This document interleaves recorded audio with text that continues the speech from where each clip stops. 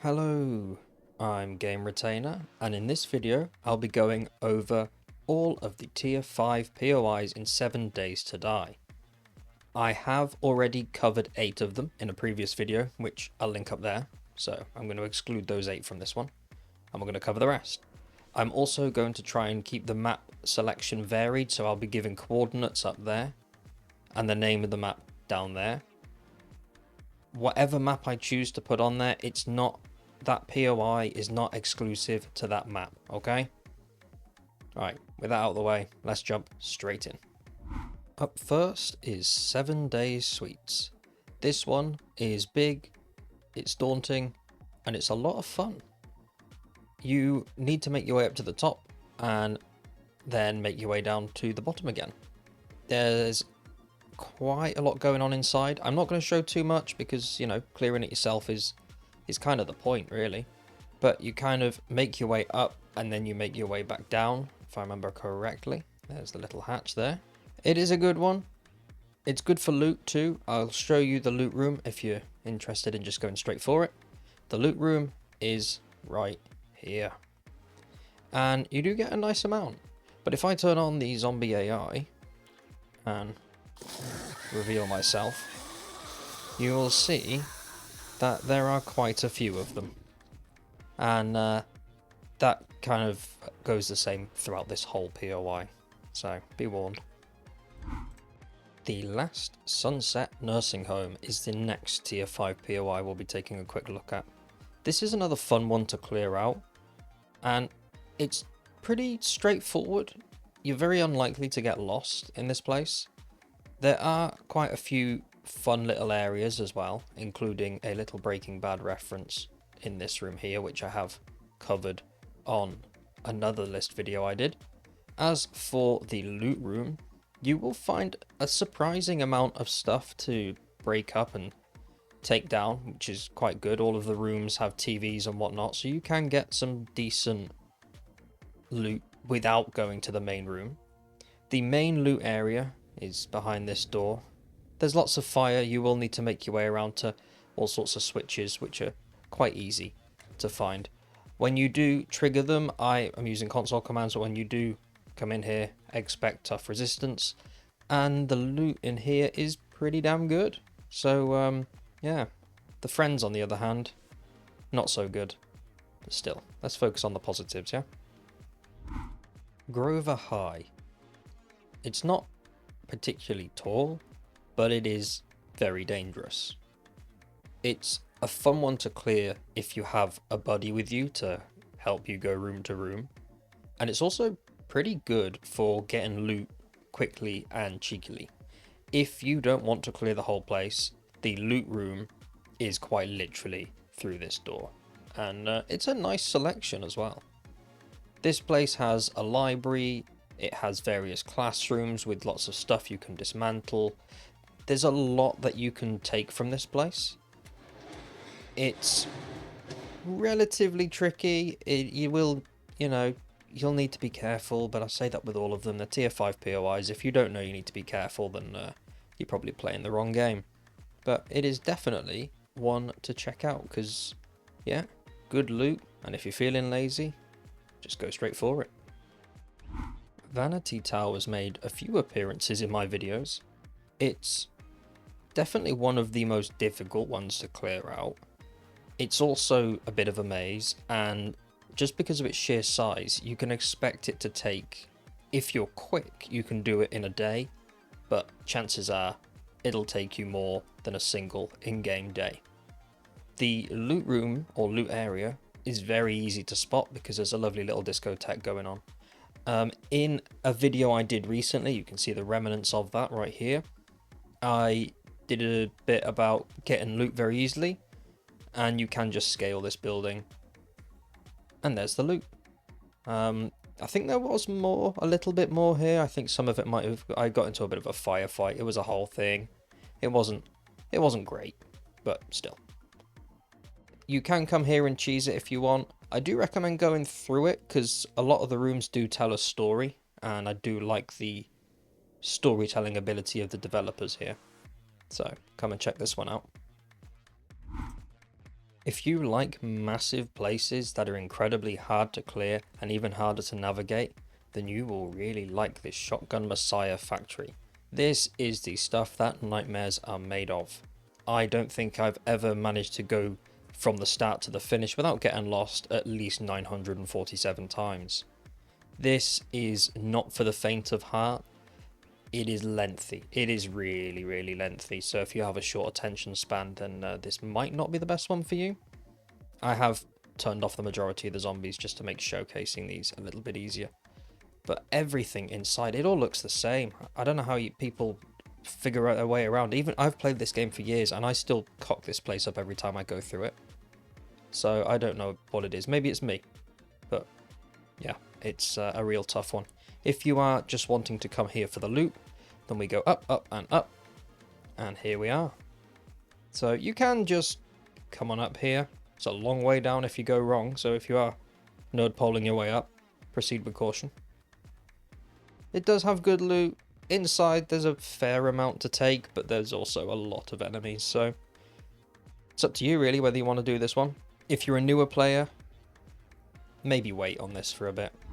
This is the Haven Hotel, and wow, it's difficult. It's big, it's lengthy, insert innuendo here. It is fun, it is quite fun. I know I don't sound too sure on that, but it is. It does have pretty good storytelling. You can see by all of the residents in the pool area. It will take a while to get through this one. And once you're in, it can feel like an impossible task to get back out again. Especially when you get to the subsection, which is where the main loot room is.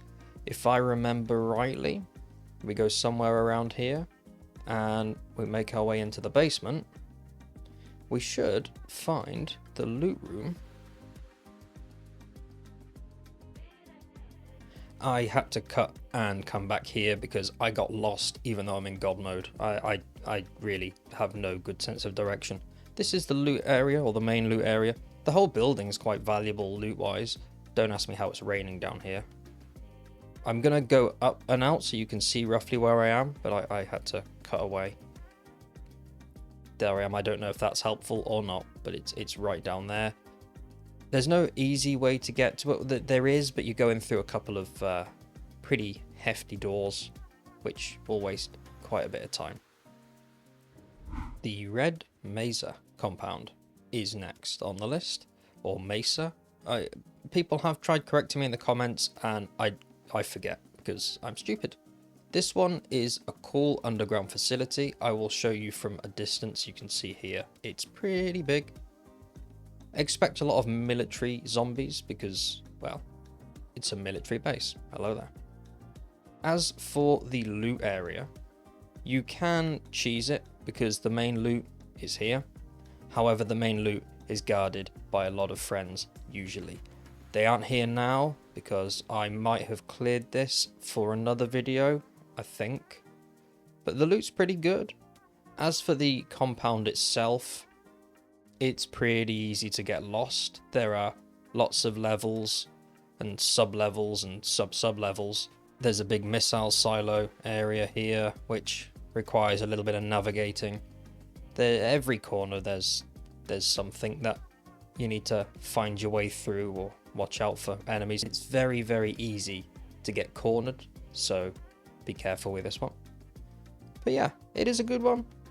Don't recommend taking it over as a base, especially if you're playing a solo game. Also, unless you've read, what is it? Wasteland Treasures Volume 5, I think it is. Don't come here because boom boom buttons everywhere. Up next, we have the Navezgane County Jail. And despite having Navezgane in the name, it's a tricky one to say, it can be found on other maps. So yeah, keep that in mind. This one, it's interesting. It does good storytelling. If you don't like me talking about storytelling, then, well, too bad. It's my video. I do like how they all tried to make it up to the roof and things.